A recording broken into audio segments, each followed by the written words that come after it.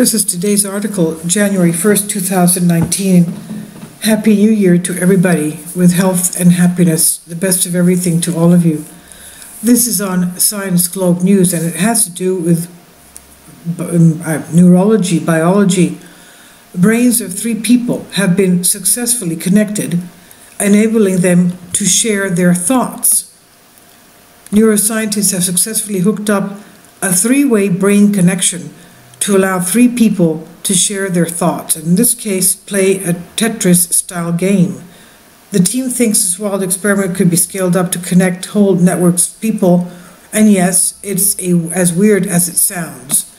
It works through a combination of electroencephalograms, EEGs, for recording the electrical impulses that indicate brain activity, and transcranial magnetic stimulation, TMS, where neurons are stimulated using magnetic fields. The researchers behind the system dubbed it BrainNet and say it could eventually be used to connect many different minds together, even across the web. That's frightening, isn't it? Anyway, going back to this, but apart from opening up strange new methods of communication, BrainNet could actually teach us more about how the human brain functions on a deeper level. Quote, "We present BrainNet, which, to our knowledge, is the first multi-person, non-invasive, direct brain-to-brain interface for collaborative problem solving," end quote, wrote the researchers. This was back in October 2018. Quote, "The interface allows 3 human subjects to collaborate and solve a task using direct brain-to-brain communication," end quote. In the experiment set up by the scientists, 2 senders were connected to EEG electrodes and asked to play a Tetris-style game involving falling blocks. They had to decide whether each block needed rotating or not. To do this, they were asked to share at one of 2 flashed LEDs at either side of the screen, one flashing at 15 Hz, the other at 17 Hz, which produced different signals in the brain that the EEG could pick up on. These choices were then relayed to a single receiver through a TMS cap that could generate phantom flashes of light in the receiver's mind, known as phosphenes. The receiver couldn't see the whole game area, but had to rotate the falling block if a light flash signal was sent. Across 5 different groups of 3 people, the researchers set an average accuracy level of 81.25%, which is decent for a first try. And to add an extra layer of complexity to the game, the senders could add a second round of feedback indicating whether the receiver had made the right call.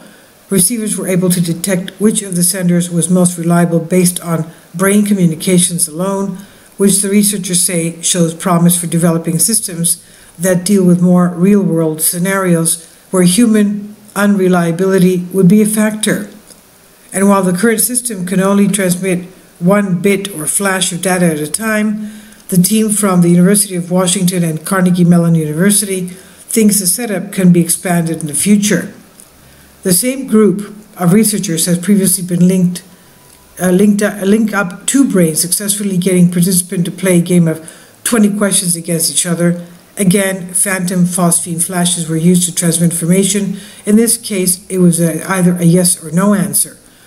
For now, it's very slow and not fully reliable, and this work has yet to be peer-reviewed by the neuroscience community, but it's a glimpse at some fanciful ways we could be getting our thoughts across to each other in the future, maybe even pooling mental resources to try and tackle major problems. Quote, "Our results raise the possibility of future brain-to-brain interfaces that enable cooperative problem-solving by humans using a social network of connected brains," the team wrote. This version first appeared in October 2018, and it's on Science Globe today, January 1st.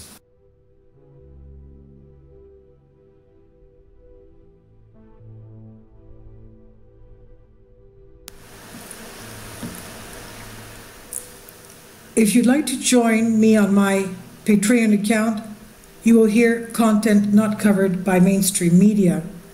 These riveting stories will be based on my research, and I will state my opinions and give my personal insight on diverse and controversial subjects and world events not covered by mainstream media, and not certainly on not supported by YouTube guidelines.